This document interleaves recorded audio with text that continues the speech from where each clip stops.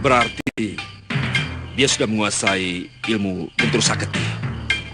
Ilmu yang bisa mendatangkan hujan, angin, bahkan banjir bandang.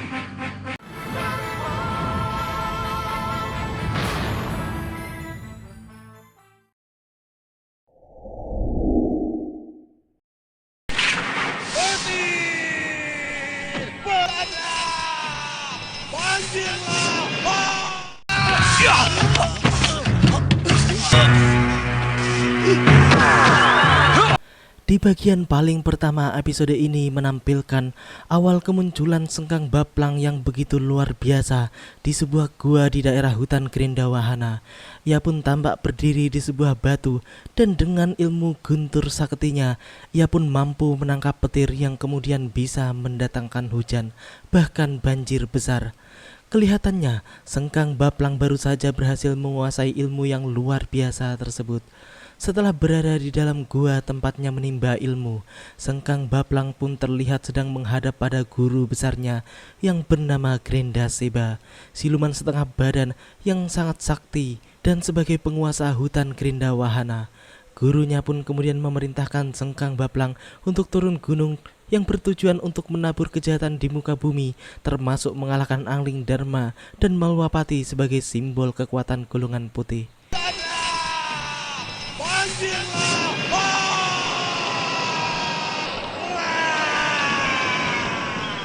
Ini kamu telah menguasai ilmu Guntur Saketi.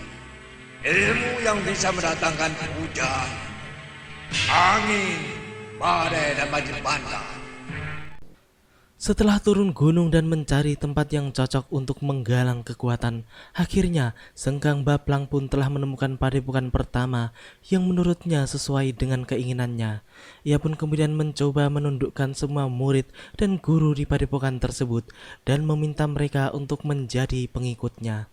Setelah mengalahkan semua guru dan murid di perguruan tersebut, Sengkang Baplang pun kemudian mengutarakan keinginannya untuk mengambil alih kepemimpinan perguruan tersebut.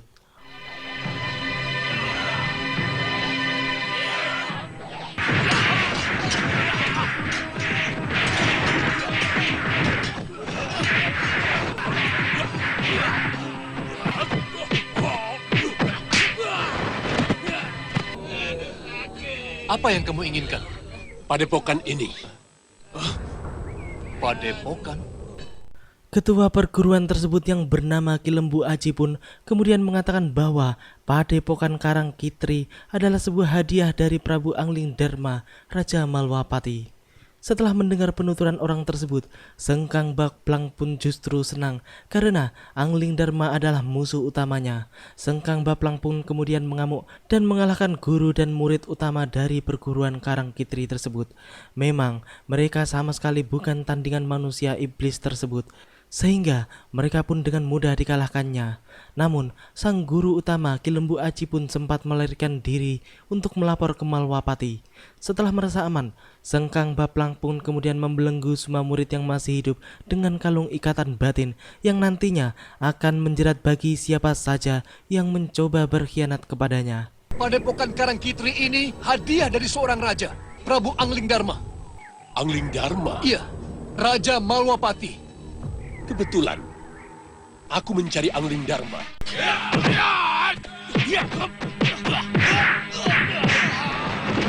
Kalung itu ikatan batin namanya. Jangan main-main dengan kalung itu. Aku tidak percaya.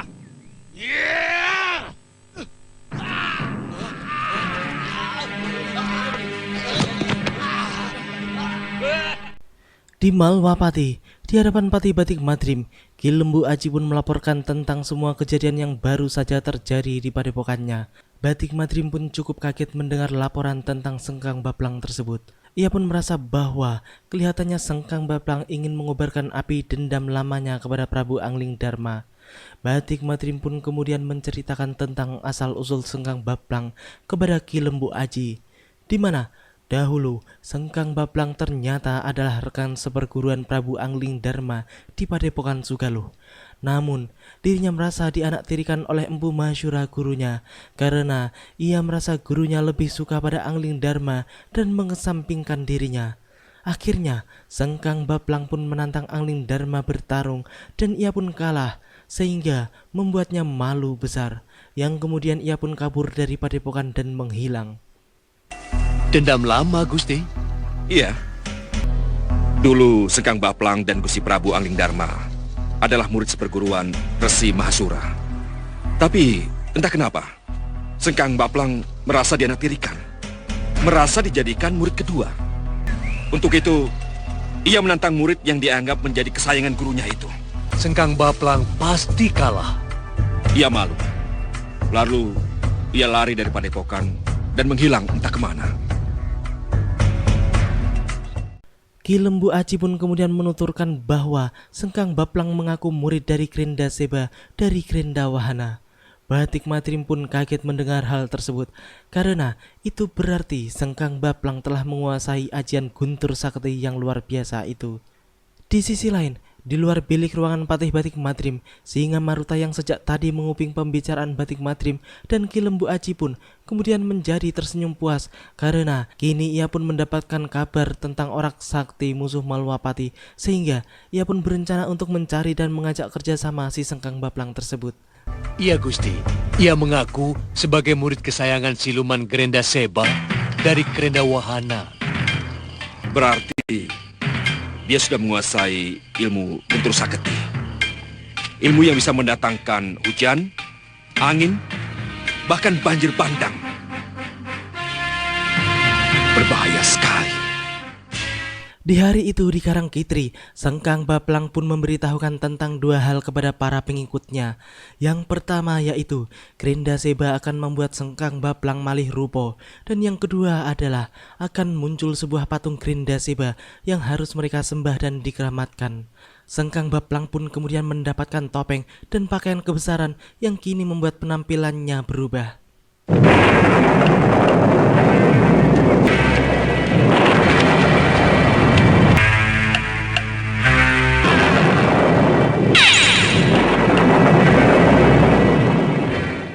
Kemudian Sengkang Baplang mengajak para pengikutnya untuk menuju tempat pemujaan yang telah disediakan, dan kemudian muncul patung Krenda Seba yang dimaksudkan. Kemudian mereka semua pun diharuskan untuk memuja dan menyembah patung keramat tersebut. Namun Danang Sagita yang sedari awal menentang segala perilaku Sengkang Baplang pun tidak mau menyembah, sehingga membuat kalung ikatan batin bereaksi dan mencekiknya. Namun setelah dirinya ikut menyembah, cekikan kalung tersebut pun hilang seketika. Tidak bisa.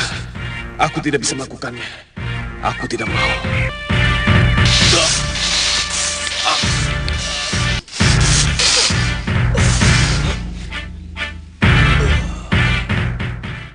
Di malam itu, Krenda Seba melalui patungnya pun memerintahkan kepada Sengkang Baplang untuk segera menyusun rencana penyerangan ke Malwapati. Sebab Krenda Seba merasa bahwa Sengkang Baplang sudah memiliki ilmu yang cukup untuk melampiaskan dendamnya kepada Prabu Angling Dharma serta mengalahkan Malwapati. Setelah itu, Sengkang Baplang pun menguji ketiga anak buah utamanya untuk dipilih yang paling tangguh guna menyusup ke Malwapati. Danang Sagita yang melihat sebuah peluang besar untuk lolos dari jeratan Sengkang Baplang pun dengan sungguh-sungguh berusaha mengalahkan dua saingannya, yaitu Rupa Kenca dan Kenca Rupa. Akhirnya, dengan mengerahkan segala kepandaiannya, Danang Sagita pun menang dan dipilih oleh Sengkang Baplang untuk pergi ke Malwapati.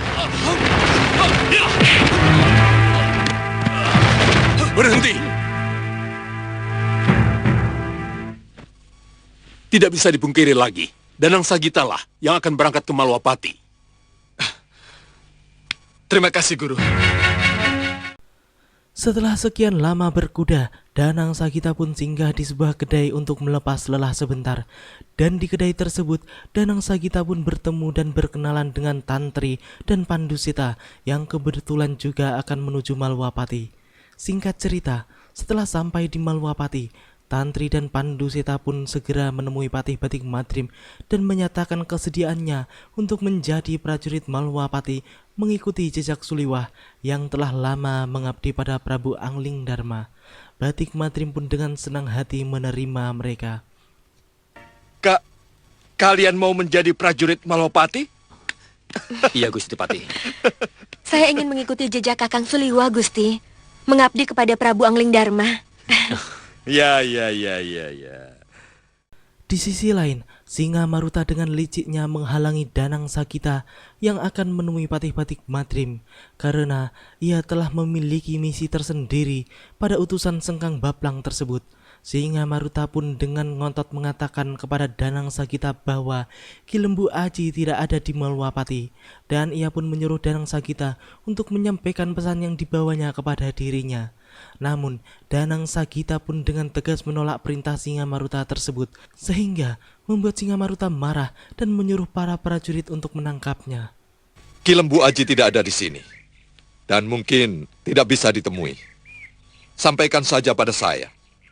Sayalah yang akan menyampaikan pada gurumu itu. Mohon maaf, Gusti. Saya tidak dapat menyampaikan berita ini pada siapapun, kecuali kepada beliau pribadi. Ada hubungannya dengan Sengkang Baplang? Maaf, saya tetap tidak mau bicara. Saya harus menemui guru saya dulu. Pengawal! Tangkap orang ini! Ini pasti mata-mata Sengkang Baplang! Cepat!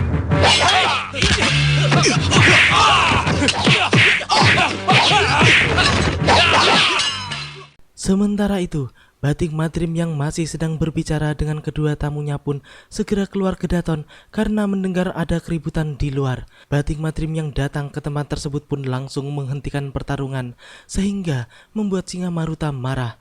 Namun, Batik Madrim dengan tegas langsung memutuskan untuk segera menghadapkan Danang Sakita pada gurunya. Ada perkelahian di sana. Jangan-jangan Danang Sakita. Danang Sakita? Iya, Gusti. Iya, tadi kami bersama-sama. Tapi kenapa dia dibawa ke tempat yang lain? Katanya murid Ki Lembu Aji, Gusti. Oh, iya. Ayo, kita ke sana. Ayo.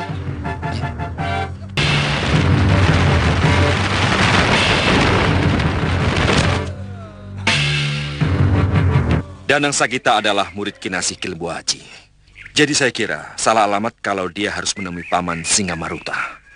Sayalah yang akan membawa dia ke gurunya. Yang bisa menentukan hanyalah Ki Lembu Aji. Ayo kitaku.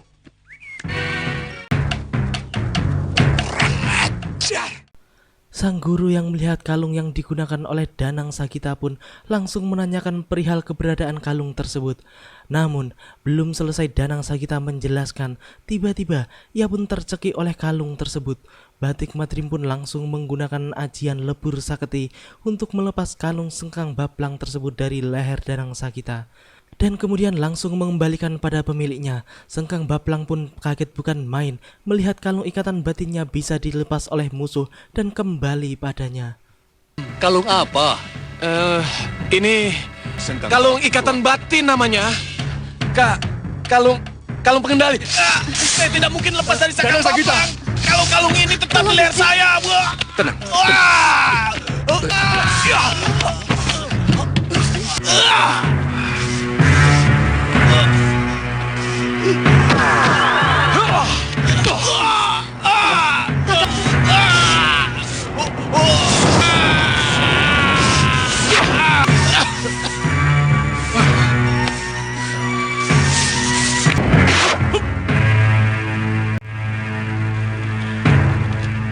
Pengkhianat. Setelah bebas, Danang Sakita pun menjelaskan bahwa dirinya ditugaskan oleh Sengkang Baplang untuk menjadi mata-mata Malwapati guna melihat kekuatan Malwapati termasuk keberadaan Prabu Angling Dharma dan Patih-Patih Madrim. Kemudian Danang Sakita pun juga menjelaskan mengapa dirinya harus berhadapan dengan Singa Maruta. Saya pura-pura mau. Dan bahkan saya berusaha keras untuk mendapatkan tugas ini agar saya bisa lepas darinya. Sengkang Baplang menugaskan saya sebagai mata-mata, termasuk mengetahui kekuatan Malwapati dan keberadaan Gusti Prabu Angling Dharma, juga keadaan Gusti Patih sendiri. Tapi kenapa kamu tidak langsung menghadap ke Gusti Patih, malah menghadap ke Singa Maruta? Iya, kenapa? Saya tidak tahu pasti, Guru. Penjagaan Jerolah yang membawa saya menghadap Gusti Singa Maruta. Dan itulah sebabnya saya dipisahkan dari Panduseta dan Kalyana Tantri. Demikianlah akhir dari episode ini. Nantikan kelanjutan kisahnya yang lebih menarik di episode yang akan datang. Terima kasih bagi teman-teman semua yang udah mau nonton. Jangan lupa subscribe dan share. Wassalamualaikum warahmatullahi wabarakatuh. Dan salam anak 90-an. Awas kamu.